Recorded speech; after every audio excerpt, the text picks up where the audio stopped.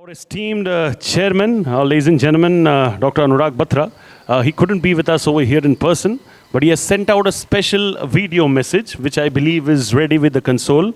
So can we please play that video message quickly? Is it ready, or if it's not, then we'll play it later?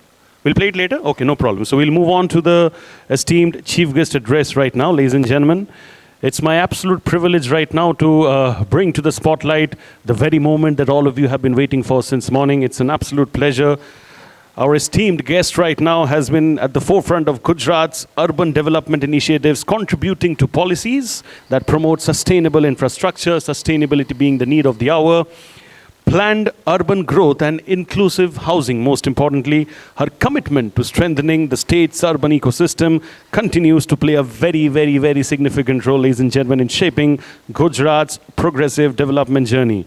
Ladies and gentlemen, it's an absolute honor and a privilege to have with us over here the presence of our Honorable Minister of State for Urban Development and Urban Housing, Government of Gujarat. Ladies and gentlemen, please welcome Darshana Waghela ma'am over here on stage. Please ma'am, बहुत shukriya, the fact that you have taken out time out of your schedule to be with us over here. I'm going to request you to stand over here, and I'm going to request all of you to clap it up for her, please. बहुत shukriya, thank you. I'm going to request the presence of Tripti Kheria, the publisher and business head of Realty Plus, alongside Manish Shah ji, who's the MD at Omega Engineers, to please come up on stage and felicitate ma'am with the bouquet of appreciation. Thank you. Can we have the bouquets over here on stage, please?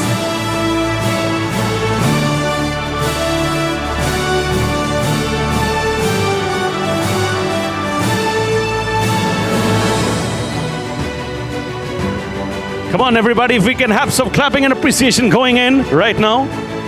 Thank you.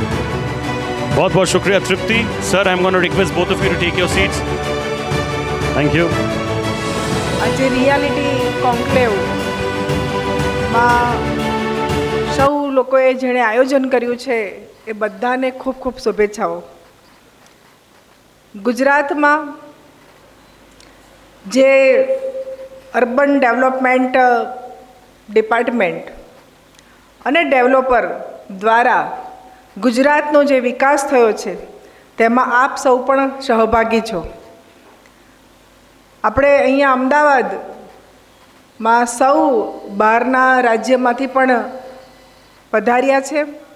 એ બધાને પણ ગુજરાતમાં investment કરવા હું આમંત્રણ આપું છું, અને આપ સૌ સાથે રહી અને અમદાવાદને આપણે ખૂબ ડેવલપ કર્યું છે.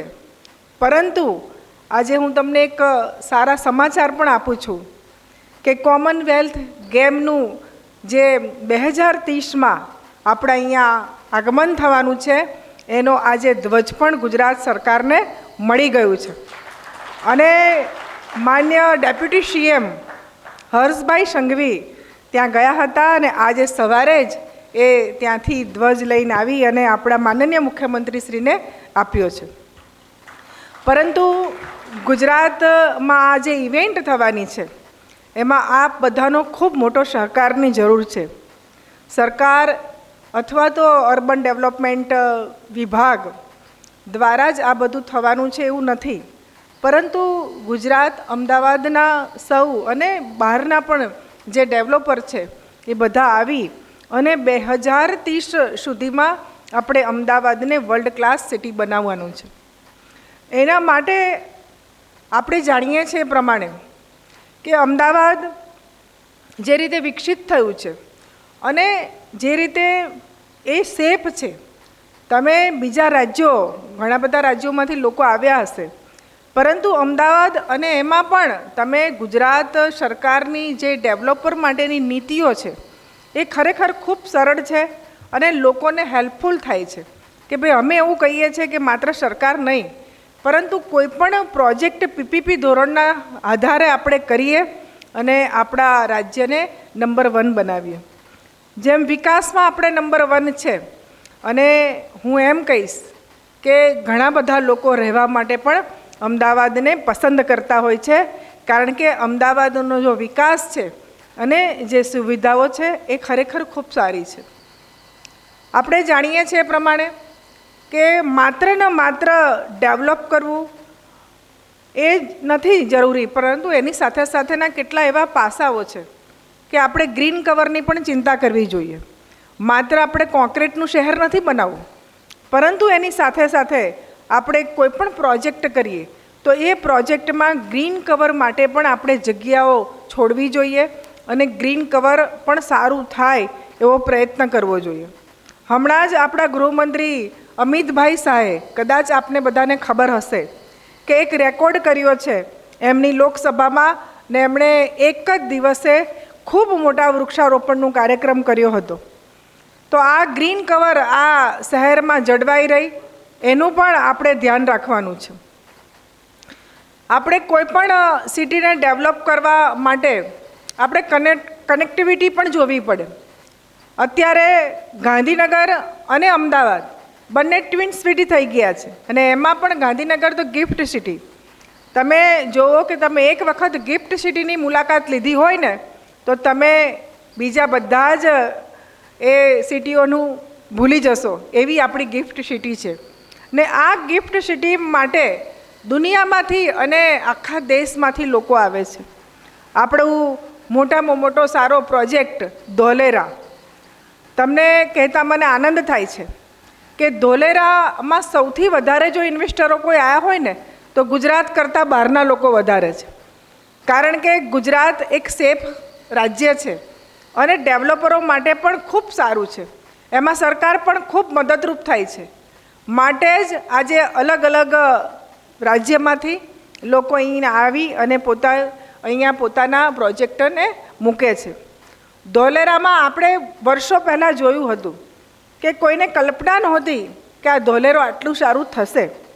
જ્યારે નરેન્દ્રભાઈ મોદી અહીંયા મુખ્યમંત્રી હતા ત્યારે જ્યારે એ ગિફ્ટ સિટીની વાત અમને કરતા હતા ત્યારે અમને એવું લાગતું હતું ખરેખર આવું થશે. આજે ધોલેરાની વાત હતી તો ધોલેરા માટે પણ અમે બધા જ એવું વિચારતા હતા અને લોકો પણ વિચારતા હશે કે ખરેખર ધોલેરા આટલું સુંદર બનશે. પરંતુ આજે બન્યું છે અને એ બધામાં આપ સૌનો સહકાર છે. ગુજરાતને ડેવલપ કરવામાં આપ સૌનો સહકાર છે. અને અત્યારે આ કનેક્ટિવિટીની પણ ખૂબ ખૂબ મોટી ચિંતા છે. આપણે જાણીએ છીએ પ્રમાણે બોમ્બે આટલું ઝડપી દોડી રહ્યું છે એનું કારણ એક જ છે કે ત્યાંની જે એમની રેલ વ્યવસ્થા છે. હજુ ગુજરાત અને એમાં પણ અમદાવાદના લોકોને હજુ મેટ્રોને સ્વીકાર કરતા નથી. મારી આપ સૌને ખાસ વિનંતી છે કે આપણા બધા જ પ્રોજેક્ટો જે થાય એને મેટ્રોને કનેક્ટ થાય, અથવા તો અમે પણ એવા પ્રયત્ન કરીશું કે મોટા જે પ્રોજેક્ટ હોય ત્યાં સુધી મેટ્રો જાય. તો આ કનેક્ટિવિટી વધશે તો આપણા જે પ્રોજેક્ટો છે ને એના માટે પણ ખૂબ સારું રહેશે.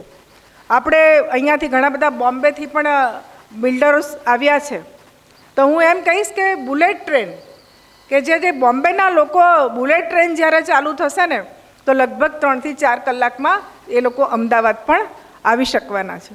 તો આ બધી જ તૈયારીઓ અમારા ડિપાર્ટમેન્ટમાં થઈ રહી છે અને કોમનવેલ્થને લઈ અને અમદાવાદ આખું સુંદર શહેર બનવાનું છે.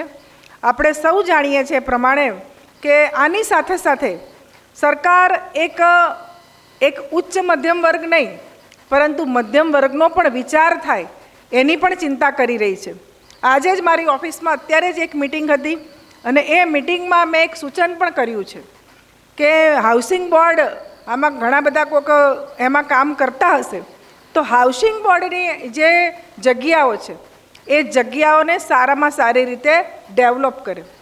બીજી વાત એ કે અહીંયા અમદાવાદ શહેર એક એવું શહેર છે કે ઉચ્ચ મધ્યમ વર્ગ અને એની સાથે એક મધ્યમ વર્ગ પણ મોટા પ્રમાણમાં વસે છે ને એની જ ચિંતા કરતાં આજે મેં ગુજરાત હાઉસિંગ બોર્ડના જે અધિકારીઓ હતા એની સાથે એક ચર્ચા કરી અને એક સૂચન પણ કર્યું છે કે મધ્યમ વર્ગના લોકો માટે હાઉસિંગ બોર્ડમાં 3 BHKના મકાનો જે બને અને એ લોકોને પણ આપણે ઉત્તમ સુવિધાઓ આપીએ એના માટેનો આપણો પ્રયત્ન છે.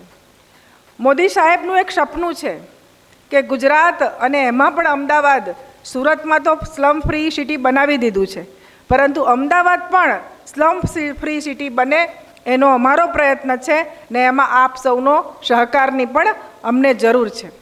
માટે આપ સૌ આ તબક્કે અહીંયા ભેગા થઈ અને ખૂબ ચર્ચા વિચારણા કરી અમદાવાદને કેવું સુંદર શહેર બનાવીએ અને જ્યારે કોમનવેલ્થના જે ખેલાડીઓ વિશ્વમાંથી આવે ત્યારે અમદાવાદની એક ઉમદા છાપ લઈને જાય એના માટે આપ સૌ અમને સહકાર કરજો. અને આજે મને પણ આપે શહેરી વિકાસ મંત્રી તરીકે અહીંયા ઇન્વાઇટ કરી તે બદલ આપ સૌનો ખૂબ ખૂબ આભાર. ભારત માતા કી જય. જય જય ગરવી ગુજરાત. बहुत बहुत शुक्रिया मैम. मैं आपको रिक्वेस्ट करूंगा please remain on stage. Ma'am थोड़ा स्टेज पे रुकिएगा please. If you can please remain on stage. I am going to be requesting the presence of mister Chitrak Shah, founder, chairman and managing director Shivalik Group, to please kindly come up on stage and give the token of appreciation to ma'am over here.